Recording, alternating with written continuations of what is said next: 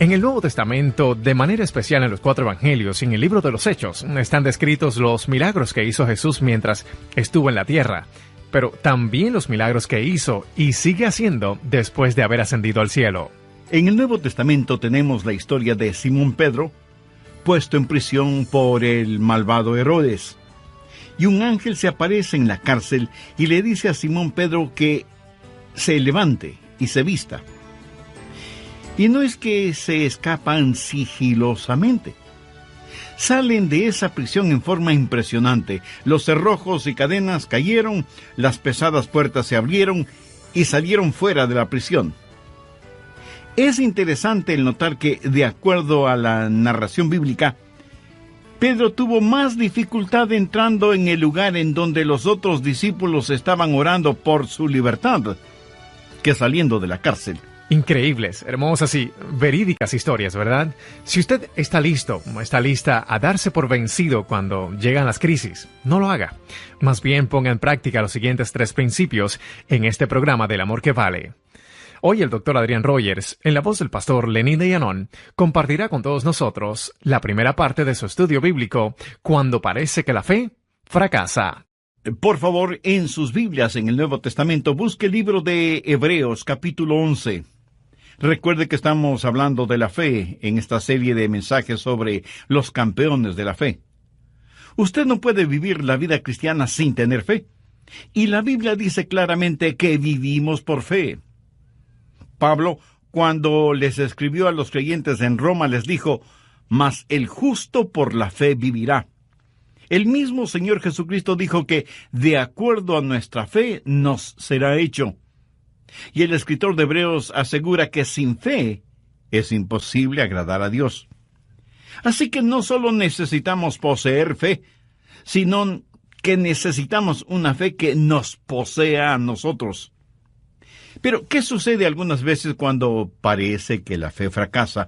Por ejemplo, supongamos que vamos a tener un programa al aire libre y oramos para que Dios nos dé un hermoso día y no hemos ni terminado de orar cuando cae una fuerte lluvia. ¿Le ha sucedido eso alguna vez? Las jovencitas oran, «Señor, quiero casarme con fulano de tal. Te pido que me lo des por esposo». Y aunque esa oración es honesta, él termina casándose con la mejor amiga de ella. O hablando de algo más serio, a veces usted tiene una persona amada que está muy enferma. Puede ser su cónyuge, o sus hijos, o sus padres, o sus abuelos. Y usted pide sinceramente a Dios por la salud de esa persona, pero no se ve ninguna mejoría. Antes, por el contrario, cada día va empeorando su situación de salud hasta que finalmente esa persona muere. Y tratamos de creer, tratamos de confiar, pero pareciera que la fe ha fallado. Y estamos listos a tirar la toalla y decimos, ¿para qué insistir? Esto no sirve para nada. ¿Ha experimentado usted alguna vez una situación así? ¿No? Bueno, mi amigo, no se preocupe, ya le llegará su turno. Llegará el momento cuando la respuesta no sea exactamente la que esperábamos. Algunas veces las pruebas, las tentaciones, las tribulaciones, los desengaños, las lágrimas, los temores llegan y parece que la fe no sirve para evitarlos. Ahora, escúcheme con atención. El capítulo 11 de Hebreos fue escrito precisamente para aquellos que estaban listos a dejarlo todo, a darse por vencidos, a tirar la toalla.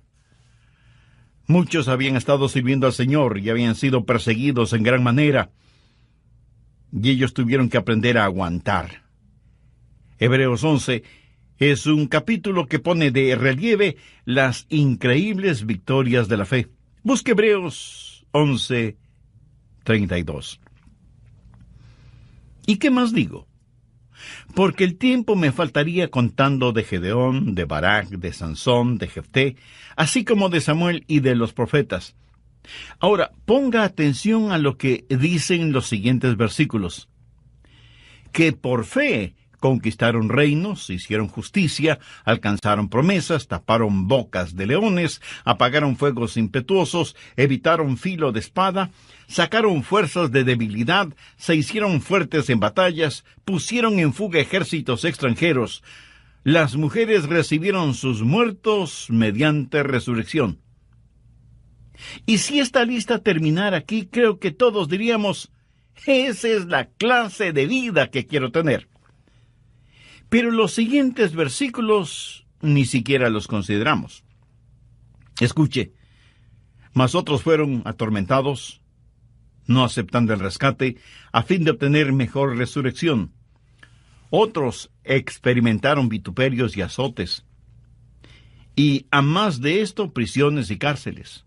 Fueron apedreados, aserrados, puestos a prueba, muertos a filo de espada, anduvieron de allá para acá cubiertos de pieles de ovejas y de cabras, pobres, angustiados, maltratados, de los cuales el mundo no era digno, errando por los desiertos, por los montes, por las cuevas y por las cavernas de la tierra. Y alguien estará pensando, bueno, algo debió estar mal con ellos. Seguramente no tuvieron fe. No, mi amigo, nada de eso. Mire lo que dice el verso 39. Y todos estos, aunque alcanzaron buen testimonio mediante la fe, no recibieron lo prometido. Es como si Dios dijera que recibieron calificación de 10 sobre 10. ¿Cómo lo lograron? Por fe. ¿Lograron escapar de todas esas tribulaciones? No, pero aprendieron a soportarlas. Algunos escaparon, otros aguantaron por fe, pero todos tuvieron fe, aunque algunas veces parece que la fe fracasa. Quiero compartir con usted 3 cosas para que tenga una fe madura. Mucha gente tiene una fe superficial y supersticiosa, en vez de tener una fe espiritual fuerte y bíblica.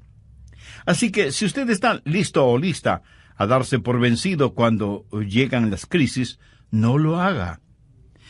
Más bien ponga atención y ponga en práctica los siguientes 3 principios. Primero, una fe madura cree en el poder sobrenatural de Dios. Eso sencillamente significa que si Dios no lo hace, no es porque no pueda hacerlo. Hebreos 11, los versos del 32 al 35, es una lista de las cosas sobrenaturales efectuadas por Dios. Y muchas de esas historias bíblicas las conocemos desde niños. Por ejemplo, Daniel en el pozo de los leones. ¿Lo recuerda? Le dijeron a Daniel que no orara a su Dios, pero él lo siguió haciendo y terminó siendo lanzado al pozo de los leones. Pero Dios les quitó el apetito a los leones, y más bien la melena de los leones le sirvieron de suave almohada a Daniel. Pero esto no es un cuento de hadas, son historias verídicas. ¿Y qué de Sadrach, Mesach y Abednego? Les dijeron que debían adorar a un ídolo pagano, o que los echarían en un horno ardiendo. Ellos se negaron a adorar al ídolo, y los echaron al fuego. Ellos no claudicaron. Ellos no se arrodillaron. Y ellos no se quemaron. Y cuando el rey miró el horno, dijo, pensé que habíamos echado 3 hombres al fuego, pero veo a 4. Y el cuarto es semejante a hijo de los dioses. Era Jesús que estuvo con esos 3 jóvenes, y cuando salieron del horno, dice la Biblia, sus ropas no tenían ni siquiera el olor del humo, y ni uno solo de sus cabellos se había quemado. ¡Cuán poderoso es el Dios a quien servimos! Tal vez la historia bíblica más famosa, la más conocida, es la historia de David y Goliat. Goliat tenía casi 3 metros de estatura, y todo el mundo le tenía miedo, menos David. David era un joven pastor. Y mientras todos pensaban que Goliat era demasiado grande como para atacarlo, David pensaba que era demasiado grande como para no dar en el blanco.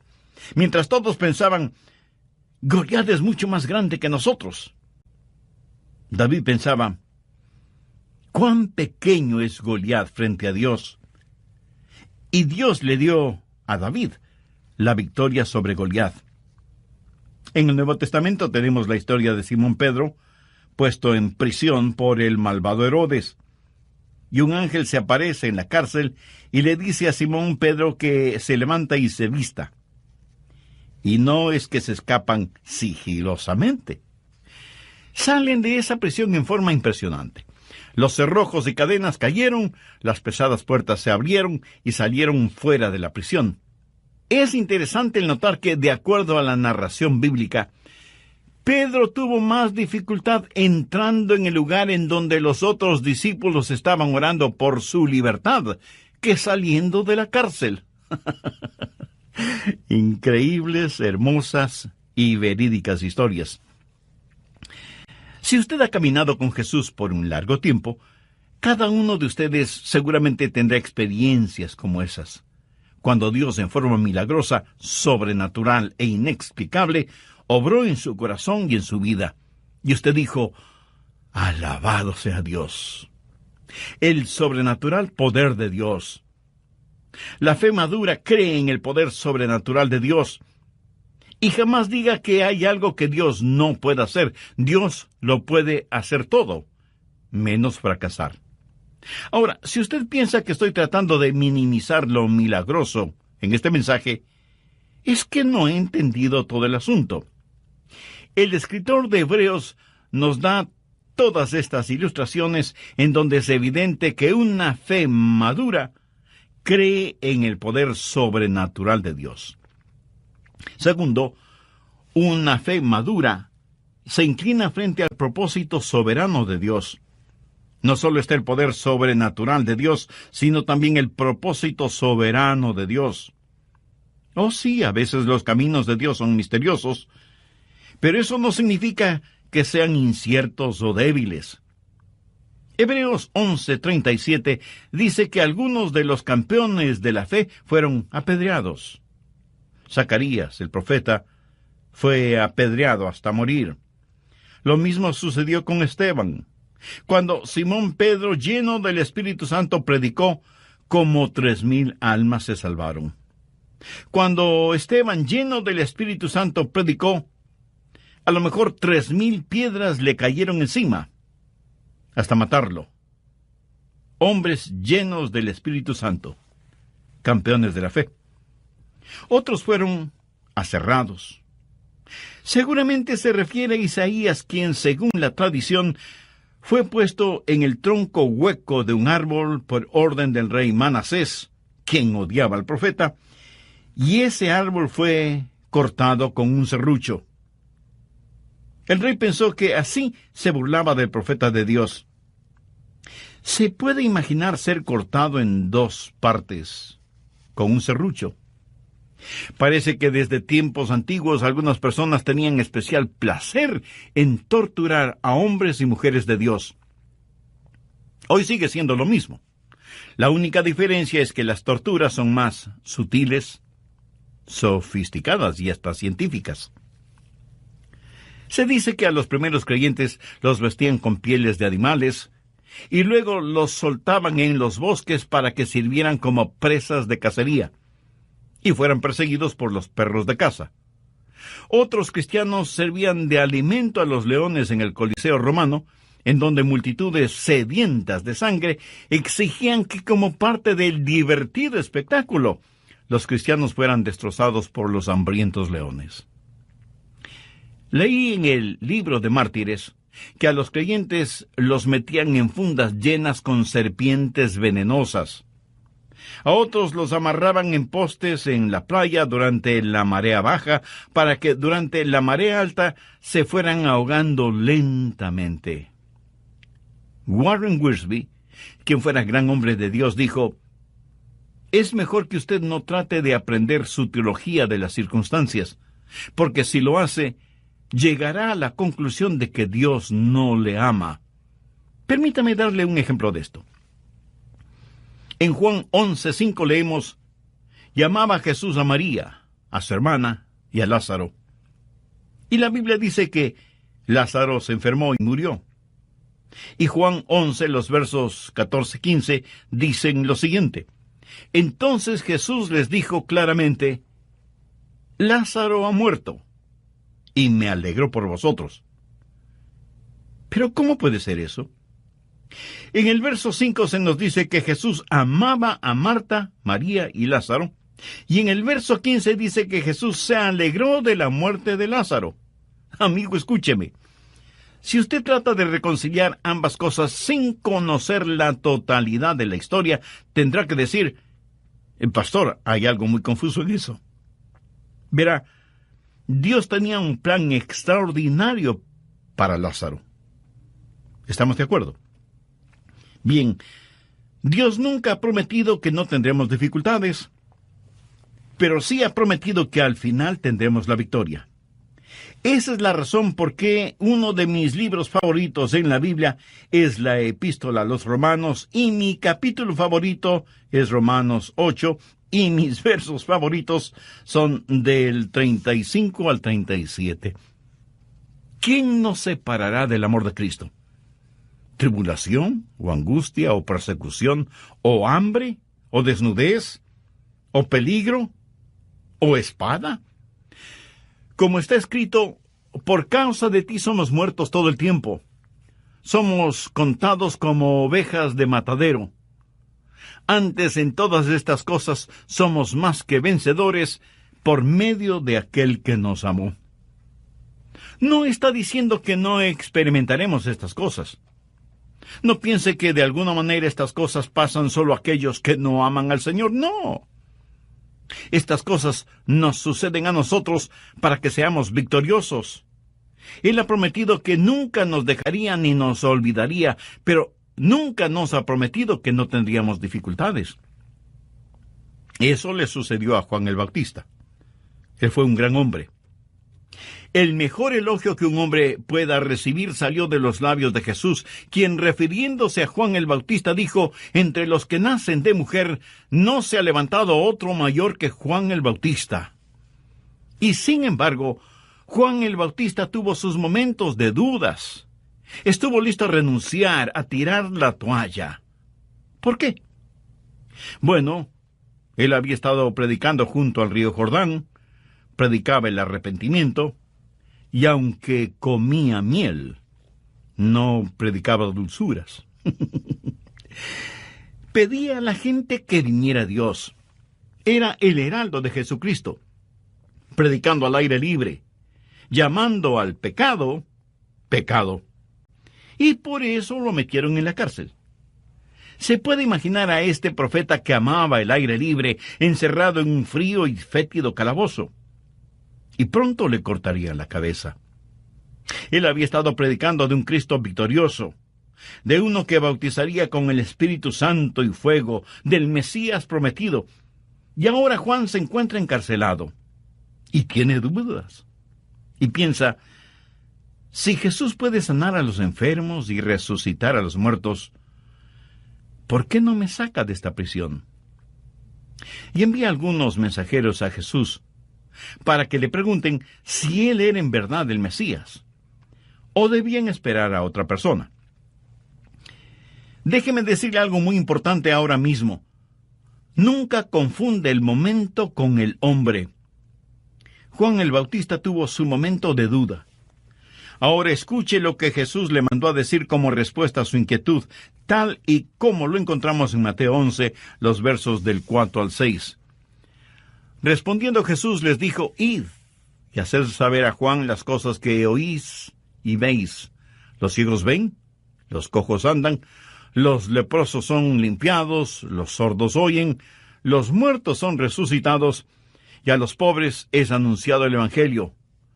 Y bienaventurado es el que no halle tropiezo en mí.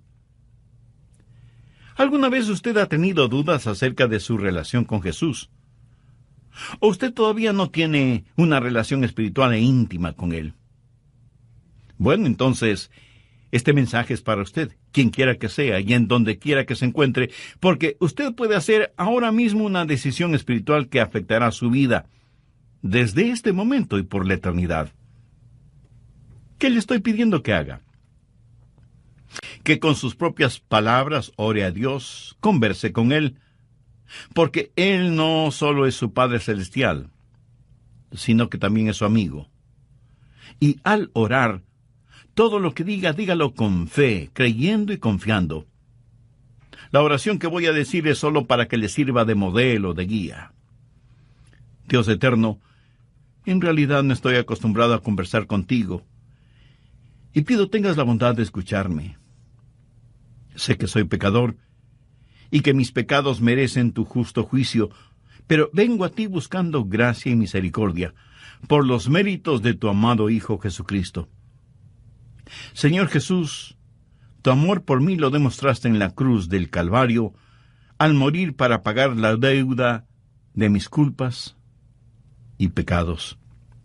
Sinceramente me arrepiento de mis pecados, y con fe como la de un niño, te pido que vengas a morar en mi vida. Te recibo como mi Salvador y mi Señor, para que obres en mí de acuerdo a los designios de tu divina voluntad.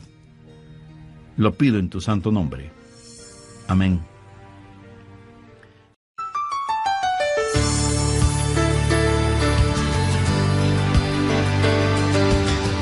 ¿Se enoja usted con Dios a menudo? ¿Alguna vez le ha dado resultados positivos el enojarse con Dios?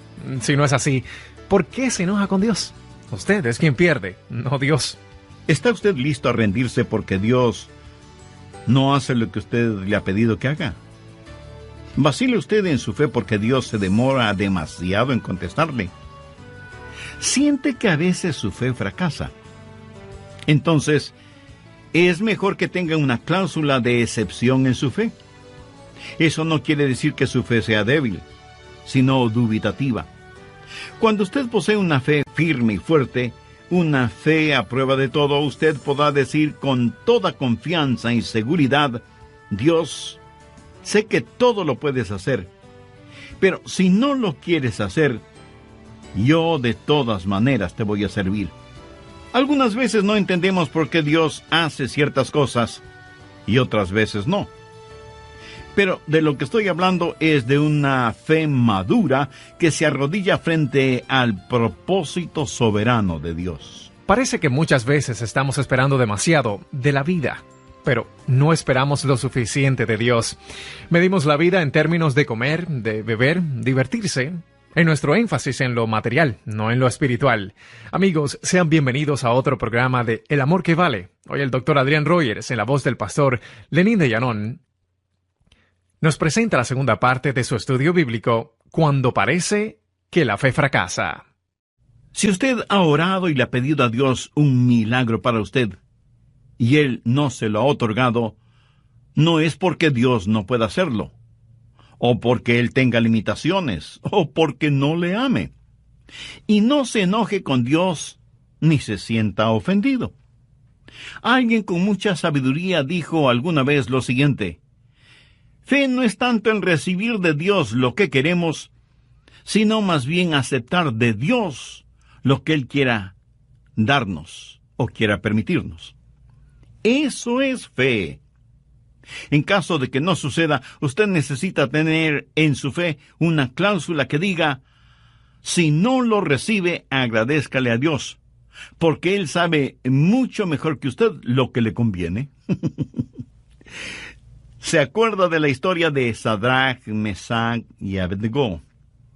El rey les dijo: si ustedes no se arrodillan delante de la imagen, serán lanzados al horno de fuego. ¿Qué me responden? Y la respuesta de ellos la encontramos en Daniel capítulo 3, los versos 16 al 18. Sadrach, Mesach y Abednego respondieron al rey Nabucodonosor, diciendo: no es necesario que te respondamos sobre este asunto. He aquí nuestro Dios, a quien servimos, puede librarnos del horno de fuego ardiendo, y de tu mano, oh rey, nos librará. Y si no, sepas, oh rey, que no serviremos a tus dioses, ni tampoco adoraremos la estatua que has levantado. Y si las palabras "y si no" con que empiece el verso 18 no están subrayadas en su Biblia, deberían estarlo. Los 3 jóvenes le dijeron a Nabucodonosor, «Y si no, deseamos que sepas que no adoraremos a tus dioses, ni nos vamos a arrodillar delante de la estatua que has levantado. Nuestro Dios tiene poder para librarnos y Él lo hará. Pero si no lo hace, no es porque esté incapacitado para hacerlo. Pero ni aun así, nosotros adoraremos tu imagen pagana». Esos jóvenes tenían una fe sólida. No tuvieron necesidad de algunas reuniones para decidir qué hacer. Tenían una fe segura, tan segura, que ni aun ante la amenaza de que serían quemados en el fuego, cambiaron de manera de pensar. El mensaje de ellos al rey fue: Dios es capaz. Pero sabemos que si Él no lo hace, eso de ninguna manera cambiará nuestra convicción y nuestra fidelidad hacia Él. Veamos otro ejemplo. Cuando el malvado rey Herodes puso a Simón Pedro en prisión, todos pensaron que él lo mataría, como mató a Santiago. Pero Dios, en forma milagrosa, liberó a Pedro de la prisión. Y surge una pregunta muy lógica. ¿Por qué Dios permitió que Herodes matara a Santiago, pero no a Simón Pedro? Santiago fue malo y Pedro fue bueno. ¿Amaba Dios más a Pedro que a Santiago? Por si no lo ha descubierto todavía, permítame decirle algo al respecto. Dios tiene un soberano propósito en la vida. La verdadera pregunta es: ¿está usted dejando que Dios sea Dios? ¿Está usted listo a poner, y si no es así, en su cláusula de fe, si es necesario? Después de todo, nada disminuye el sobrenatural poder de Dios.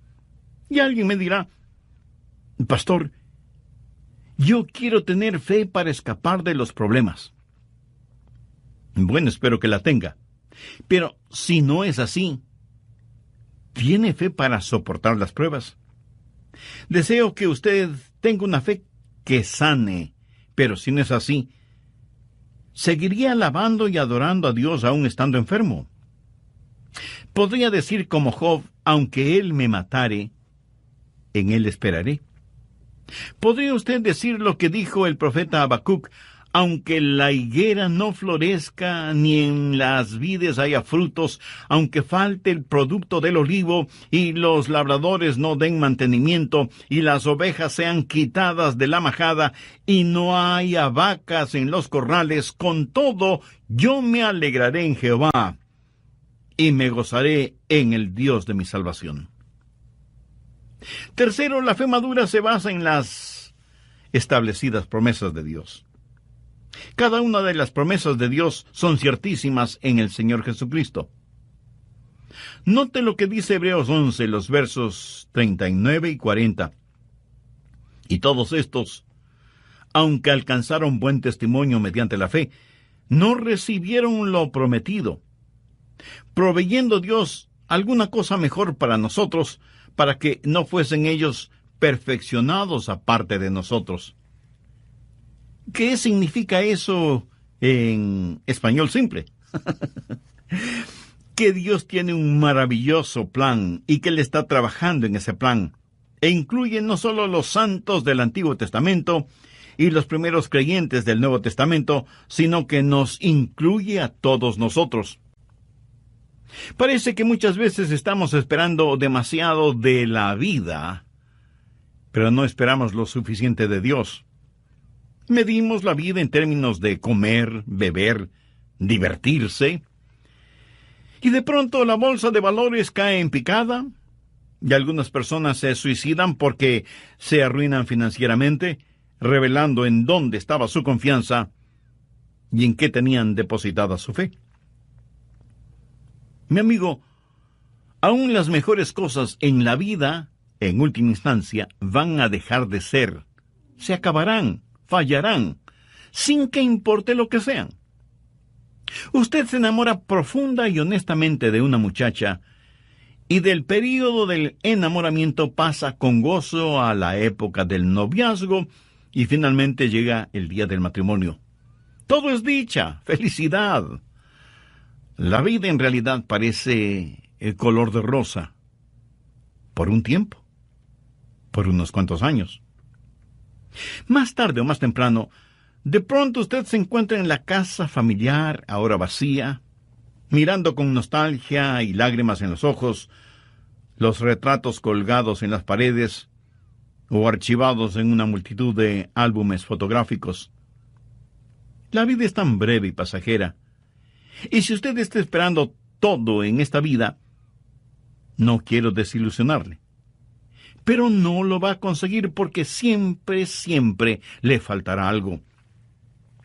Usted necesita descansar en las grandes y eternas promesas de Dios. Y si las cosas como que se le vuelven de cabeza y usted pierde todo su dinero, recuerde que de todas maneras, eso no es su más grande tesoro. Si usted nunca llega a ser conocido y famoso, lo que en realidad cuenta es lo que Dios piensa de usted. Y si usted tiene algún ser amado que cree en el Señor Jesucristo y esa persona va a la presencia del Señor, imagínese la reunión familiar que tendrá en el cielo. Jesús dijo en Mateo 5:5, bienaventurados los mansos, porque ellos recibirán la tierra por heredad. Tenga una actitud de mansedumbre en nuestros días y el mundo pasará por encima de usted. Aún los religiosos liberales. ¿Ha desaparecido por eso la mansedumbre? De ninguna manera. Habita donde quiera que estén los genuinos hijos e hijas de Dios. Cuando estamos en una reunión de oración, ¿qué es por lo que más pedimos? Pedimos más por nuestras necesidades personales y nos sentimos muy piadosos si oramos por los enfermos, propios y ajenos. ¿Cuánto y cuándo en realidad oramos por las almas perdidas? Parece que tenemos más interés en mantener a los santos en el cielo que ayudar a los pecadores a que no se vayan al infierno. En Juan 17, verso 24, encontramos estas extraordinarias palabras de Jesús. Padre, aquellos que me has dado quiero que donde yo estoy, también ellos estén conmigo, para que vean mi gloria que me has dado. La iglesia es la novia de Cristo. ¿No cree usted que el novio quiere tener con él a su novia? Pablo, escribiendo a los filipenses, les confesó, porque para mí el vivir es Cristo y el morir es ganancia. A veces nosotros ponemos las cosas al revés. A veces la gente mira alrededor y dice, esa iglesia se está derrumbando. Y no se refieren a los daños físicos en el edificio, sino a su testimonio espiritual. Pero claro, muchos ignoran las palabras de Jesús. Edificaré mi iglesia y las puertas del Hades no prevalecerán contra ella. Amén. La genuina iglesia del Señor Jesucristo no está muerta, porque las promesas de Dios son ciertas. He hablado del sobrenatural poder de Dios, del soberano propósito de Dios y de las seguras promesas de Dios. Antes de finalizar, quiero leer una carta que nos envió una hermana en Cristo que escucha este programa radial. Ella recibió esta carta como herencia. Es una de las más conmovedoras y punzantes cartas que he recibido. Dice así: ¿por qué sigo a Cristo? Yo no he visto clara evidencia estadística de que menos creyentes mueran de cáncer en relación con los no creyentes, o que estén inmunizados de una mejor manera contra las enfermedades que afectan a la humanidad. Algunas de las personas más bondadosas y desinteresadas que conozco han sido personas con mala salud. Y el hecho de que sean cristianas no ha sido una protección contra las enfermedades. Por lo tanto, yo no seguiré a Cristo por promesas de buena salud, aunque tampoco voy a discutir o a negar la evidencia de salud restaurada. Me regocijaré en cada recuperación física de lo que parecía una amenaza de muerte sin esperanza. No vacilaré en orar por la sanidad física de mis seres amados y de mis conocidos. No voy a limitar lo que Dios pueda hacer, pero no voy a seguir a Cristo por una prometida sanidad física. No he visto ninguna evidencia de que los creyentes escapen de los desastres y accidentes más que los no creyentes. He ayudado a queridos amigos a limpiar el lodo de sus muebles, cajones y electrodomésticos después de desastrosas inundaciones. Recuerdo haber llevado ropa a una viuda con 5 hijos después de que su casa fue reducida a cenizas por un incendio. Una bala perdida no cambia de rumbo frente a un creyente. Por lo tanto, no seguiré a Cristo por una prometida protección contra los desastres.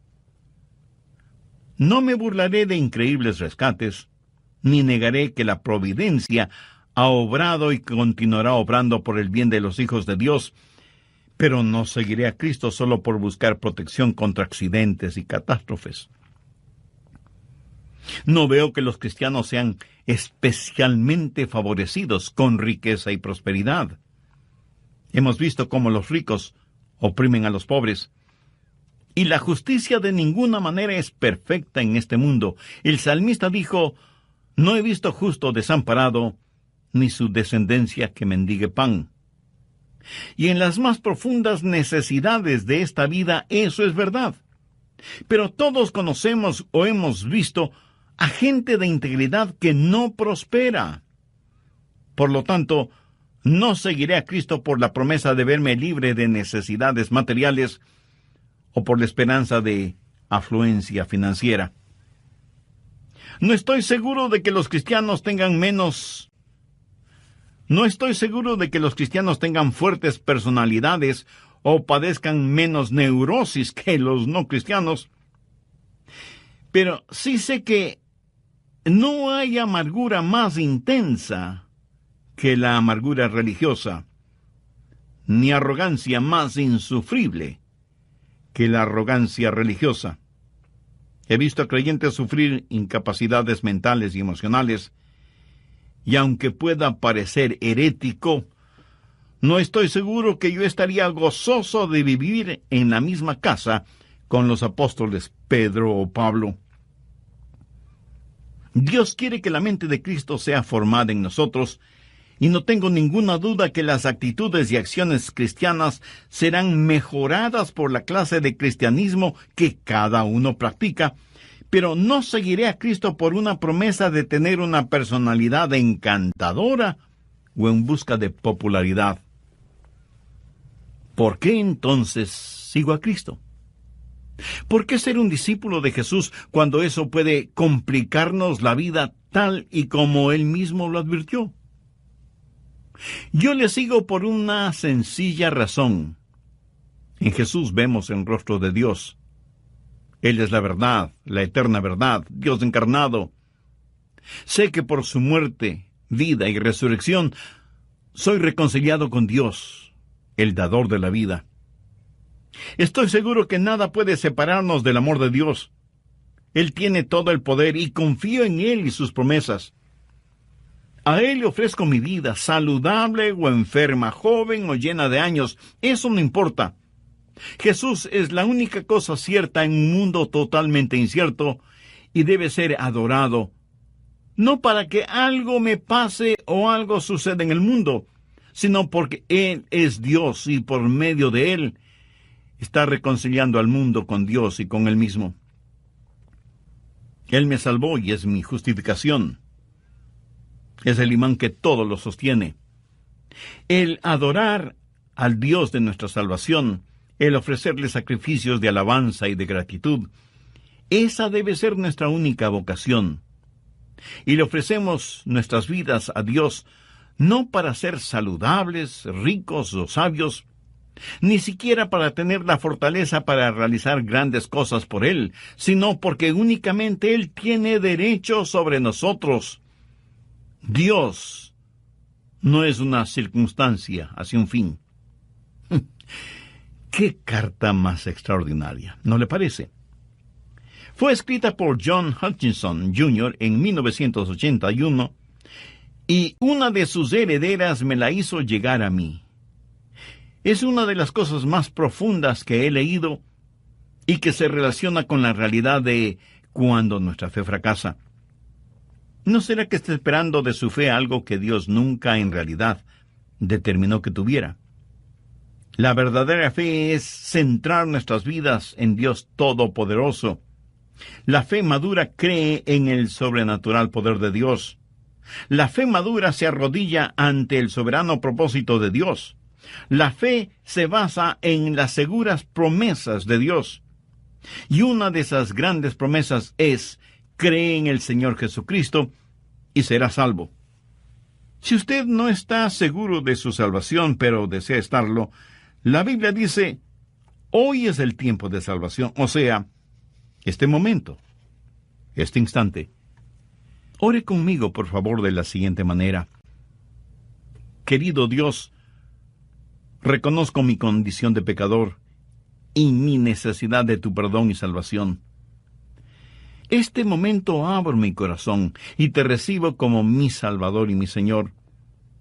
Estoy profundamente arrepentido de mis pecados y por fe confío en ti y pongo toda mi vida en tus manos para que me hagas la clase de persona que tú quieres que yo sea. Y con la nueva vida que me das,